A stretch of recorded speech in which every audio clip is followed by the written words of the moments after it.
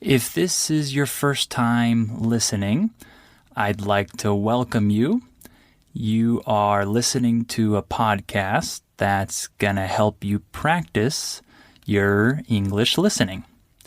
So, this podcast is for English learners who can't yet understand native speech. This podcast is for people that want to listen to authentic English, but English that's a little bit clearer and a little bit slower than real normal English. So, in this episode, I'm going to talk about my trip to Peru. So I took a trip to Peru about 2.5 years ago, and I was thinking about it recently, and I thought it would be a good topic to talk about for the podcast. Okay, let's get started. Are your ears ready? You know what time it is. It's listening time. All right, so let's get started. First of all, I want to mention that this podcast episode will not be very informative. I'm not going to teach you about Peru because honestly, I don't know that much about the country. But I'm going to tell you about my experience there. I'll just tell you a little bit about my trip and the things I saw, the places I went to, etc. It'll be an interesting topic for you to listen to as you practice your comprehension skills. So, first of all, I flew from Guadalajara, Mexico to Mexico City. This was my first leg of the trip.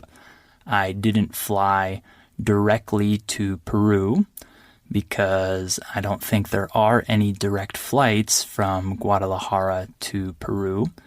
There might be, but I don't think so. I don't think I've seen any. And so first I went to Mexico City, and I actually spent 2 nights there. Then, after that, I flew from Mexico City to Lima, Peru. And I didn't fly alone because my friend actually went with me on the trip. I guess I should tell you about him now. He's the one who actually paid for my trip to go to Peru. We met at the airport there, and we flew directly to Lima, Peru. However, we didn't stay in Lima. Lima was just the stop before our final destination, which was Cusco. I'm sure some of you already predicted that, right? Cusco is the city that most tourists want to go to when they go to Peru because of Machu Picchu, right? It's close to that historical archaeological site. So, we didn't get to see Lima. We just stayed in the airport there. And then we flew to Cusco. So when we got to Cusco, we actually didn't take a taxi from the airport to the main city because we thought, it's early and we have time to kill. So why don't we just walk from the airport to the city? The city of Cusco is really nice.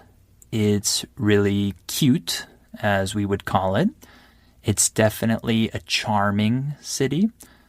It's a place where you probably want to take some cool pictures on the different street corners and take pictures in the main square.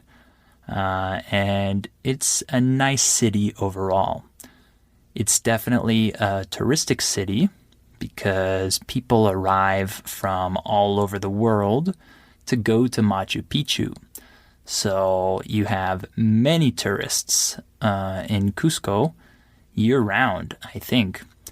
We went in October, if I'm not mistaken. People there, at least in that part of Peru, are pretty short on average. The people are not very tall. And so it was funny because I'm pretty tall.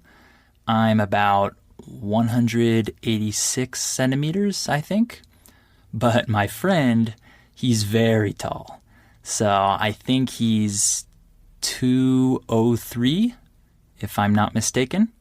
So he's very tall. And so the people there, the locals, they were amazed to see someone that tall in their city. So on 2 occasions, the locals stopped us and asked us to take a photo with them because they were so amazed about how tall my friend was. So they literally stopped us and said, "Hey, can we take a photo with you?" And then the different family members took turns taking pictures with my friend and sometimes with me and my friend. But it was a funny experience for sure. So let's talk about Machu Picchu.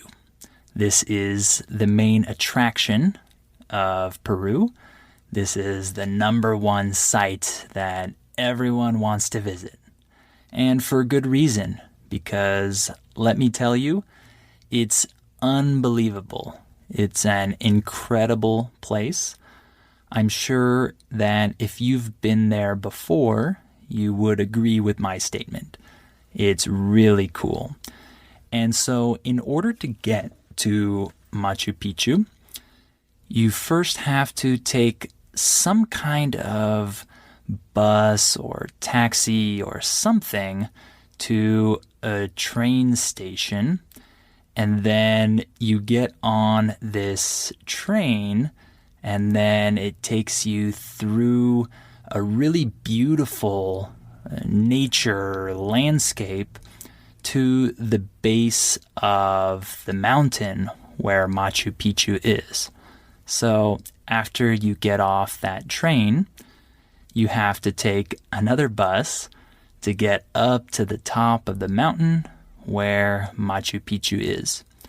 So when we got up to the top of the mountain, we realized very quickly that we were very high in the sky. The altitude was very high there. I can't remember the exact number, but I can tell you for sure that it was high. And we realized this very quickly because we were short of breath. When you're short of breath, that means that you're having trouble breathing normally. You breathe more forcefully. You have to breathe very fast to make sure you don't pass out, right? If you pass out, that means you faint, you lose consciousness, you fall asleep, so to say. So you have to breathe very fast, and you have to take a lot of breaks when you're walking because it's very difficult for your heart to deal with that altitude.